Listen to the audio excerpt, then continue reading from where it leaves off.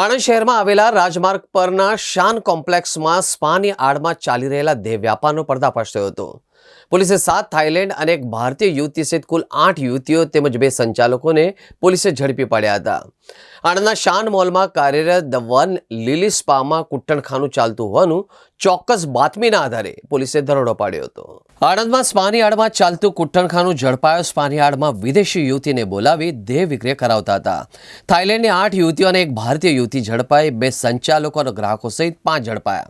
શાન મોલમાં સ્પાની આડમાં ચાલતું હતું સેક્સ રેકેટ। આણંદની એસઓજી પોલીસે સેક્સ રેકેટનો પર્દાફાશ કર્યો હતો।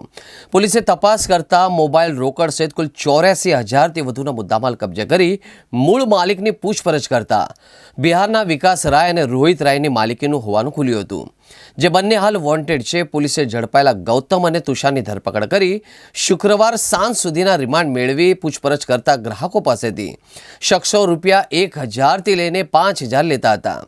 આણંદ અને વિદ્યાનગરમાં અનેક શાળા કોલેજો આવેલી છે, જો કે શહેરમાં બેરોકટોકપણે સ્પાના આડમાં દેહ વ્યાપારનો ધંધો ચાલતો હોય છે।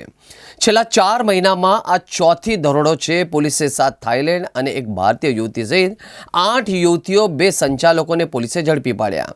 આણંદના શાન મોલમાં કાર્યરત ધ વન લીલી સ્પામાં કુટ્ટણખાનું ચાલતું હોવાનું ચોક્કસ બાતમીના આધારે પોલીસે દરોડો પાડ્યો હતો।